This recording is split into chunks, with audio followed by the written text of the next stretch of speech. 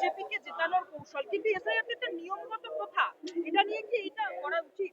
আরে হরিয়ানায় হেরেছে, দিল্লিতে হেরেছে, বিহারে হারছে, বাংলাতে হারবে, ভয় থেকে অনুপ্রবেশের অভিযোগে গ্রেফতার বাংলাদেশের সেনা জওয়ানকে গ্রেফতার করে বিএসএফ পুলিশের হাতে তুলে দিয়েছে। সেক্রেটারি হাসিনা সরকারের সেনা সেক্রেটারি তাকে অনুপ্রবেশ করতে গিয়ে তাকে অ্যারেস্ট করেছে। সে ঢুকে বলছে আমি যেতে চাই না, ওখানে ভয়ঙ্কর অবস্থা, আমি বাংলাদেশে ফিরতে চাই না। এখন ওইরকম অবস্থা কিছুদিন পরে তো পশ্চিমবঙ্গে তৈরি হবে। এবার যারা এখানকার কলকাতাবাসী জন আছেন প্রগতিশীল সিলেক্টিভ প্রতিবাদীরা, তাদের চিন্তা করতে হবে। ওখানে তো যারা সুশীল সমাজ ছিলেন তাদেরও তো খুন করেছে, তাদের বাড়িঘর তো জ্বালিয়ে দিয়েছে, তারা গ্রামে লুকিয়ে আছে, ফোন করছে আমাদের বাঁচান। এইটি তো বাংলাদেশের পরিস্থিতি। একটা ধর্মান্ধ ফ্যাসিজম আজকে চলেছে, আর তার কাছে এই সরকার আত্মসমর্পণ করেছে। জেতানোর কৌশল বাংলায় মমতা বন্দ্যোপাধ্যায় যতদিন থাকবে এসআইআর হবে না, হতে দেবে না। এটা আমাকে প্রশ্ন করার কি আছে? এটা তো নির্বাচন কমিশনকে জিজ্ঞাসা করা উচিত। নির্বাচন কমিশন একটি নির্দিষ্ট আইনের ভিত্তিতে এসআইআর করছে। বিহারে এসআইআর শুরু হয়েছে, পশ্চিমবঙ্গে মৃত্যু ঘন্টা বাড়ছে। সাংবিধানিক ব্যবস্থাকে যদি কেউ চ্যালেঞ্জ করে তাহলে একটা কনস্টিটিউশনাল ক্রাইসিস তৈরি হয়। কোন সাংবিধানিক সংস্থাকে যদি কেউ ভেঙে দেয় তাহলে সংবিধানের মতো করে যেটা করা উচিত সেটা করবে। আচ্ছা, ভাষা আন্দোলনের মঞ্চে প্রধানমন্ত্রীকে একদিন ননসেন্স বলেছেন তৃণমূল সাংসদ প্রসূন ব্যানার্জি। কে? প্রসূন ব্যানার্জি। চমৎকার, এটাই তো তৃণমূলের ভাষা, এটাই ভাষা আন্দোলন।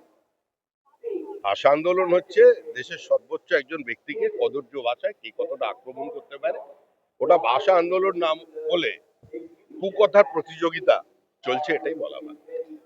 সোনারপুরে পাড়ায় সমাধান প্রকল্পে কাউন্সিলরকে চুর করেছিল, তারপরে দেখা গেল তাকে অস্ত্র সহ অ্যারেস্ট করলো। আরে তৃণমূলই সবচেয়ে বড় সমস্যা। তৃণমূলকে সরিয়ে দিলেই এই সমস্যার সমাধান হবে।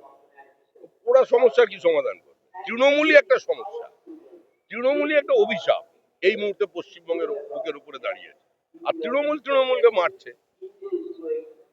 তো এটাই তো পশ্চিমবঙ্গের বর্তমান চিত্র। এখন তার বিরোধীদের মারছে না, এখন ওই 10 লাখ টাকা দিয়ে দেবেন বলেছেন বুথে বুথে, ওই টাকার কে ভাগ নেবে তা নিয়ে একজন খুন হয়ে গেল।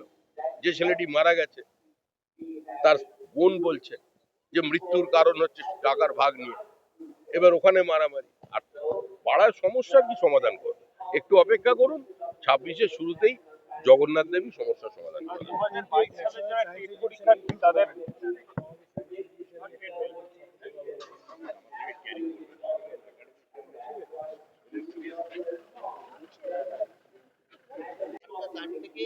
টাকা দিয়েছে, টাকা না দেবে কুপোষে দিয়েছে তৃণমূল নেতা।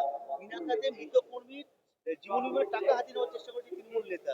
দিকে দিকে তৃণমূল নেতাদের এরকম অভিযোগ তো তৃণমূলই এখন তৃণমূলের বিরুদ্ধে করছে। তৃণমূলকে মানুষ ভোট দিয়েছে, তৃতীয়বারের জন্য জিতিয়েছে। তো এগুলো তাদের অধিকারের মধ্যে পড়ে, কারণ এটা আমার বাংলা, এটা তৃণমূলের বাংলা, এটা তৃণমূলের রাজত্ব।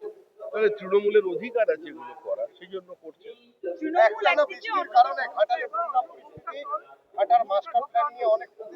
ম্যানমেন্ট বন্যা, ও তৃণমূল কংগ্রেস বিভিন্ন জায়গা থেকে ইলিগাল স্যান্ড মাইনিং এ মদত দেবে, নদীর থেকে বোরলেট তুলে নিচ্ছে, পুরো উত্তরবঙ্গের সর্বনাশ করে দিয়েছে প্রকৃতি। কয়েক লক্ষ হেক্টর জমি আজকে চলে গেছে জলের তলায়, নদী তার গতিপথ বদলাচ্ছে। এখানেও অবৈজ্ঞানিক ভাবে বিভিন্ন জায়গায় কানাল করেছে, বাঁধ দিয়েছে, তার যেটা হওয়ার সেটা হবে।